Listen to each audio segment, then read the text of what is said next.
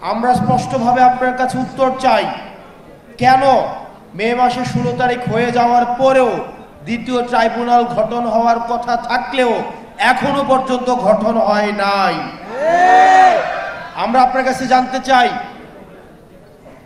কারা এই হত্যাকাণ্ডের সাথে জড়িত যে আসামিরা রয়েছে তারা যখন কোর্টে যায় কোন কোন বিচারক তাদেরকে জামিন দিয়ে দেয়, কারা তারা এবং এসবের পিছনে কাদের ইন্ধন রয়েছে সেগুলোকে আপনি আমাদের সামনে প্রকাশ করুন।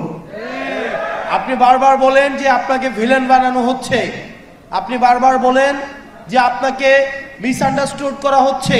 তাহলে যে সত্য ঘটনা, আপনাকে যদি কেউ কাজ করতে না দেয়, আপনাকে যদি কাজ করতে কেউ বাধা দেয় বা আপনাকে কাজ করতে কেউ যদি কোনো ধরনের প্রেসারে রাখে, সেটা আপনি জাতির সামনে উপস্থাপন করুন।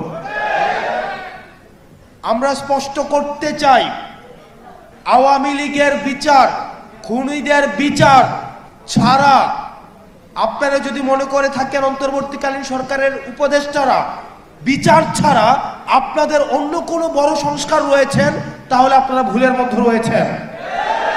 খুনিদের বিচার হচ্ছে এই অন্তর্বর্তীকালীন সরকারের উপদেষ্টাদের প্রধান এবং প্রথম সংস্কার। আমরা এই সংস্কারটিকেই প্রথমেই দেখতে চাই। এই পাশ থেকে একটা স্লোগান আসছে, আমি এই স্লোগানটার বিরোধিতা জানাই। নির্বাচন না সংস্কার, এই স্লোগানটা সমস্যাজনক স্লোগান। কারণ এই স্লোগানের মধ্য দিয়ে মনে হয় যে আমরা হয় নির্বাচন চাই না হয় সংস্কার চাই। বিষয়টা এমন না, আমরা দুইটাই চাই। তবে তবে তবে আমরা চাই বিচার হবে, সংস্কার হবে, এই সংস্কার প্রক্রিয়ার মধ্য দিয়ে আমাদের নির্বাচনটা হবে।